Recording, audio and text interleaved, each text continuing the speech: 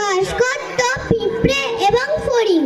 ফড়িং ছিল অলস এবং পিঁপড়েরা ছিল পরিশ্রমী। পিঁপড়েরা রোজ সকালে উঠে চাষিদের জমি থেকে শস্যদানা বয়ে নিয়ে তাদের ভাড়ার ঘরে জমা করত। উল্টো দিকে ফড়িং সারাদিন নেচে গিয়ে লাফিয়ে লাফিয়ে দিন কাটাতো।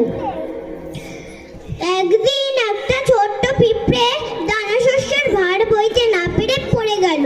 সে ফড়িং এর কাছে সাহায্য চাইল, কিন্তু ফড়িং তাকে সাহায্য না করে উপহাস করল। তখন সেই ছোট্ট পিঁপড়েটা শস্যদানটা বয়ে নিয়ে ভাড়ার ঘরের দিকে যেতে লাগলো। তখন ফড়িং তাকে বলল, তোমরা তো কাজ কেন করছো? তখন পিঁপড়ে বলল, আমরা শীতের জন্য খাবার জোগাড় করছি, সেটা আমি তোমাকেও করতে বলছি।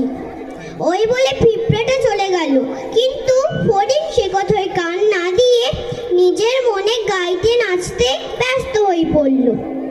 এরপরে গ্রীষ্মকাল পেরিয়ে শীতকাল এলো। তৃণভূমি বরফে ঢেকে গেল।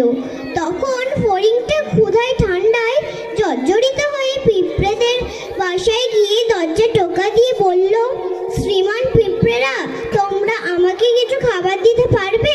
আমি তোমাদের গান শোনাবো।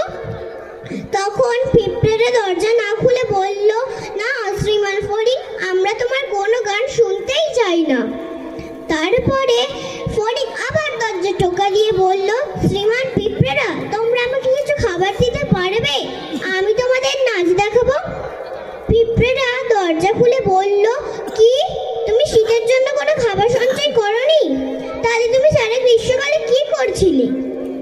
ফড়িং বলল, আমি নাচতে গাইতে বড্ড ব্যস্ত ছিলাম, তাই জন্য আমার খাবার জোগাড় করা হয়নি। তখন সেই ছোট্ট পিঁপড়েটা এসে বলল, তুমি একদিন আমাকে নিয়ে খুব মজা করেছিলে না, আর এখন এখানে খাবার চাইতে এসেছো?